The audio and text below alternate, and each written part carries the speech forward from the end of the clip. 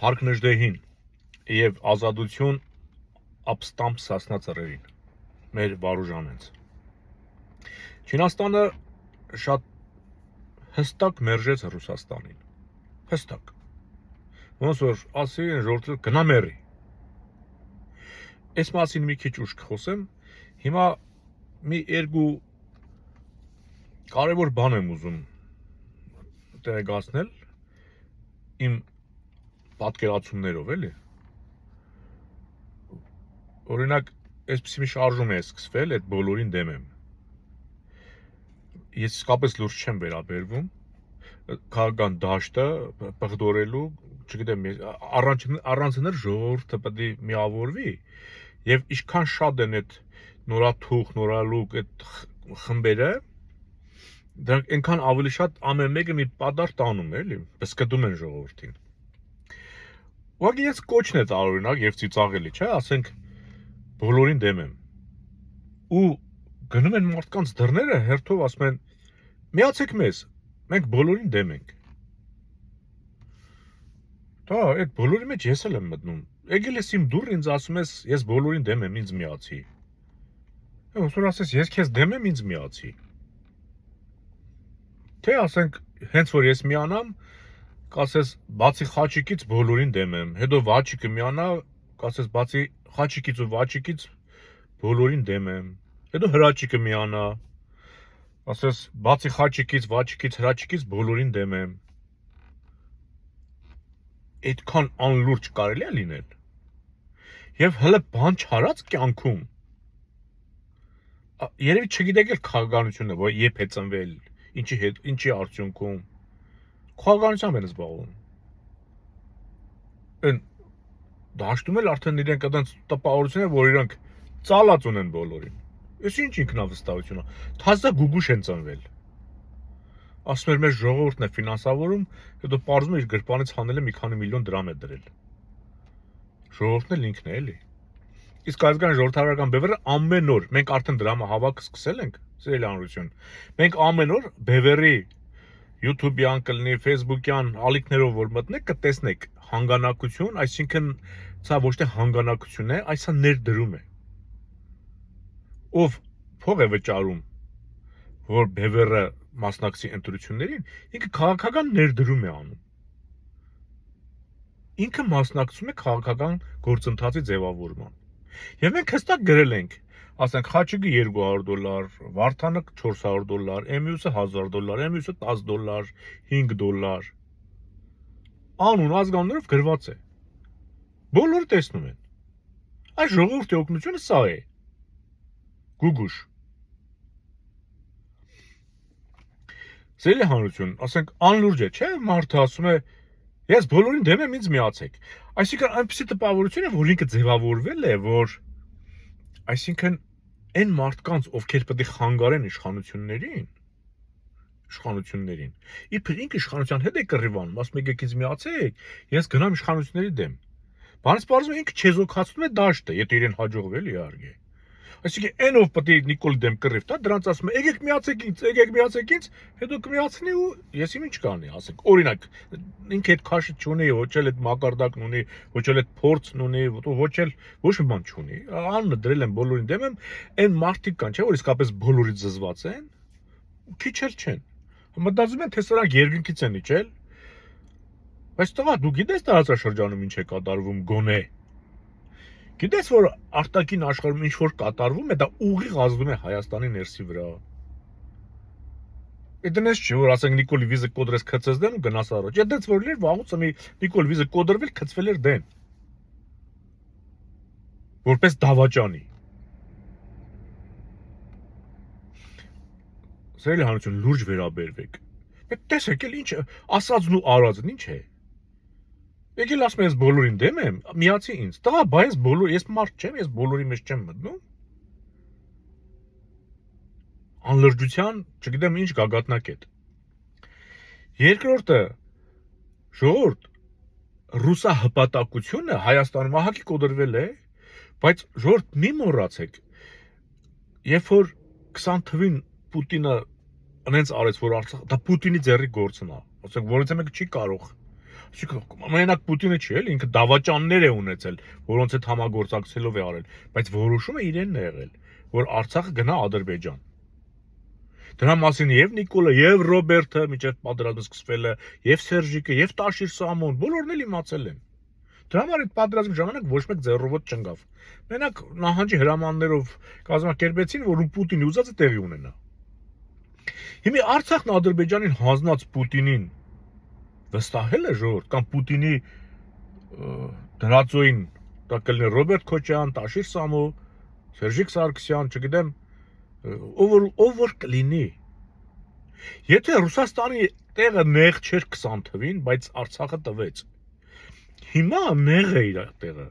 Այսինքն ինքը ոչ միայն Հայաստան ամբողջությամբ կնվիրաբերի իր փրկության համար, անգամ ինքը պատրաստ է Ռուսաստանի մի մասը նվիրաբերել։ Հասկանում եք, դուք այսքանից հետո ո՞նց եք լուրջ վերաբերվում ռուսահպատակ ուժին, ասեք քարոզում եք, ասում եք ճիշտ է Սամվել Կարապետյանն է կամ ճիշտ է Ռոբերտ Քոչյանն է։ Էլի եմ ասում, 20 թվին Պուտինի տեղը նեղ չէր էլի դենց։ Արցախը տվեց, որ Թուրքիայի սիրաշահի, որ այդ Ուկրաինա մտնելը, ասենք, խոչընդոտ չունենա Թուրքիայի կողմից։ Հիմի արդեն ինքը տանուլ է տվել։ Հիմի պետք է ավելի շատ բան տա։ Այսինքն ինքը արդեն պատրաստ է, որ շատ բան տա։ Ու դու նորից գնաց այդ մարդու ձեռի տակ մտնես, որ քեզ վերցնի ու տա արդեն ամբողջական։ Սա պետք է հասկանանք մենք։ Կամ, ասենք, զարմանում եմ, մարդը ասում է, այդ պատերազմը Նիկոլի մասին եմ խոսում։ Ես այդ պատերազմը ասում է, կարող ենք առանց զոհերի հետ ամրիչտանք, բայց չէ, սենց եղավ։ Ու հետո էլ ասում է Արցախն Ադրբեջան է։ Այսինքն ինչ է ստացվում, մարդը մեր երեխեքին տարել է, նպատակային կոդորել է, հետո մեր երեխեքին հանցագործ է դարձրել, որտեղ ասում է Արցախն Ադրբեջան է։ Հետո գալիս է մեկի դուրը խփում է, բացում են գրգում են։ Տարել է երեխի սպանել է։ Հետ մեր քո երեխին մեղավոր է ճանաչել որպես Արցախ օկուպացրած։ Եկել է քո դուրն էլ խփում է, դու գրգում ես, ասում ես, վայ մեր վարչապետն եկավ։ Հասկանում եմ դա, ասենք, կարող է 10-ից մեկը գրգի դենց, հնարավոր է։ Կան, չէ՞, նախիր կալը։ Ժողովրդի մեջ նախիր կա, որի հովիվը Նիկոլն է։ Իրոք նախիր կա։ Կարող է նախրից այդ մեկի դուրը բացել է, գրգի, հա, ցույց տան, գցեն համացանց։